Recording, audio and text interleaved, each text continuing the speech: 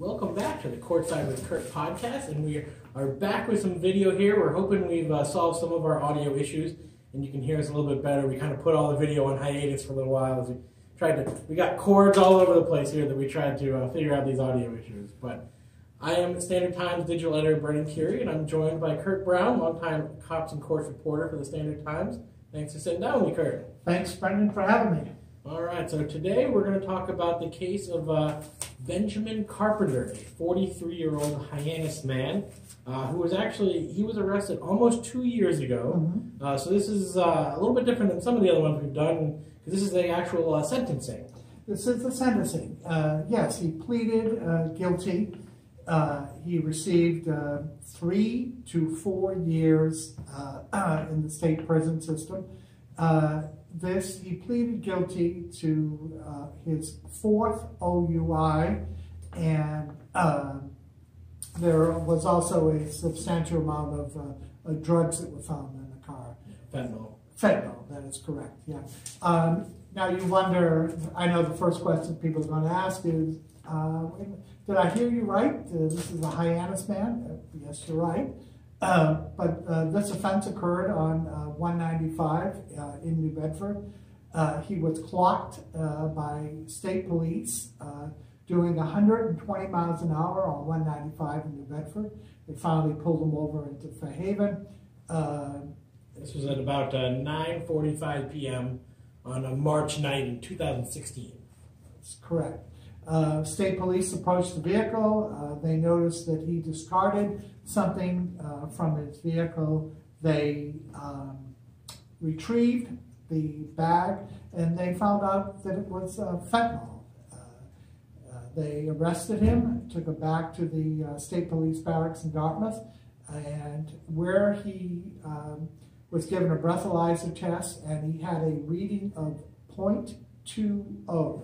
That's 2.5 times the legal limit of .08. That is correct. Now, and that's a little while after he was actually driving. That is correct. That's about half an hour to an hour time it takes to bring him into custody, inventory the vehicle, put him in a cruiser, take him back to the barracks, have him photographed, sign his rights.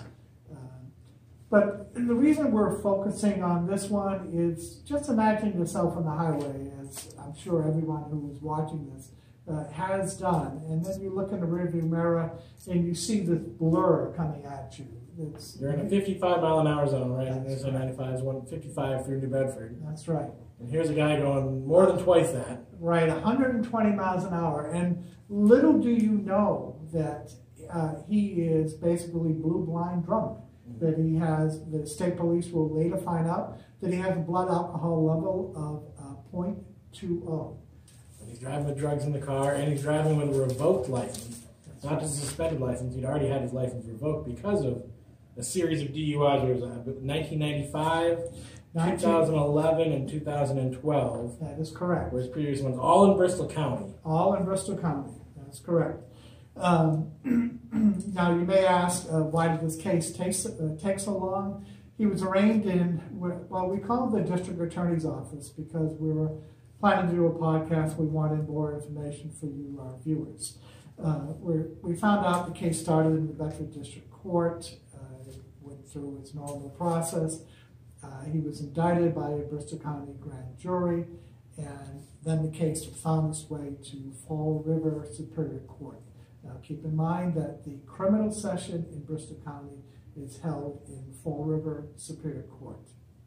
So it just took kind of a couple of years for it to go through the natural progression of district court to superior court, kind of how the whole process works. And now I asked, and there were no overriding issues, no questions, major questions about searches of the vehicles. It just took its normal time. It was just a natural length of the case. Now, he's also, beyond the OUIs, he also has a history. He spent a couple of years in prison. That is correct.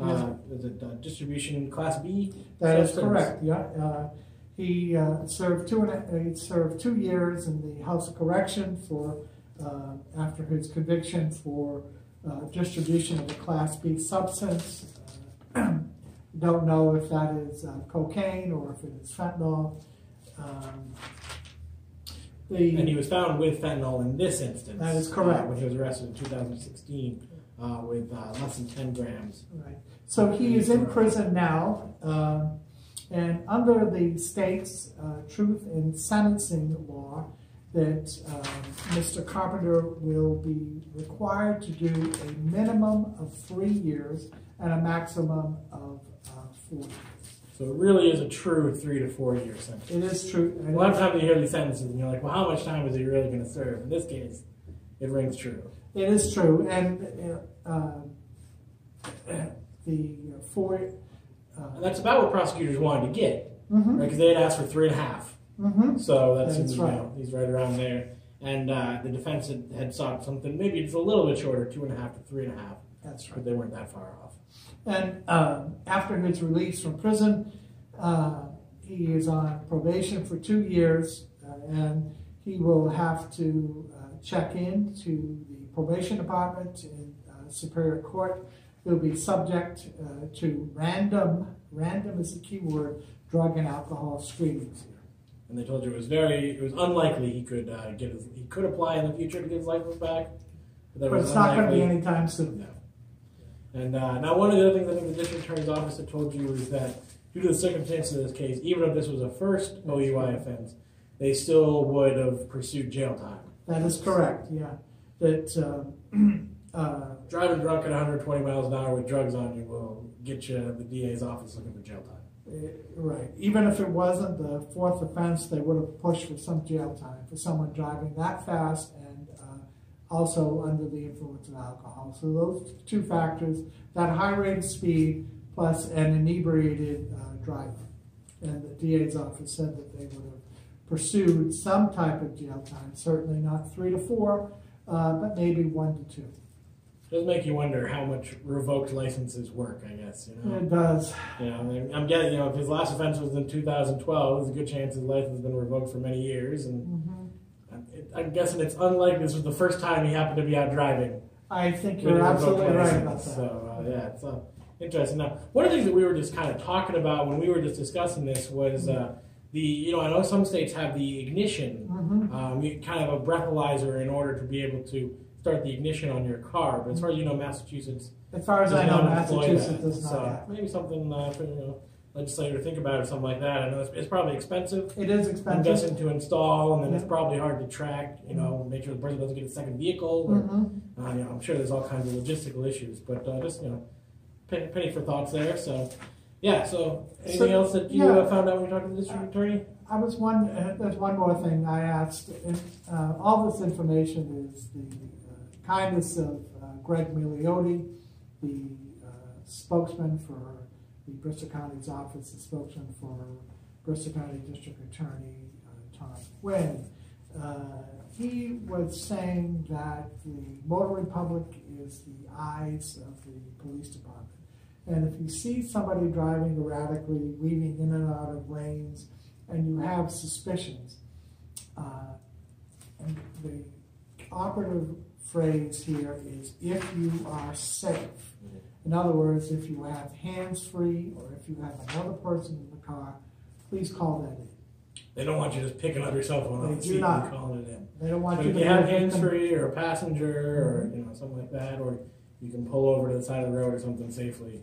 That's right. Just call it in, tell them your location, tell them any information that you can provide, make and model of the vehicle, color of the vehicle, anything you can tell them, direction of travel, all that would be helpful. All right. Well, thanks for sitting down with me, Curt. Thank you, Brenda, very much for having me. As always, you can listen to Courtside with Curt on iTunes, on Google Play, on Stitcher, and on Omni. It's embedded in most of Curt's stories on southcoasttoday.com. You can always read his work on the Standard Times, and this edition we will have some video you can check out on YouTube and Facebook as well. So if everything went well, so hopefully when we get around and look at this video, everything recorded right. Great. Thank you, Brenda. Thanks, Curt.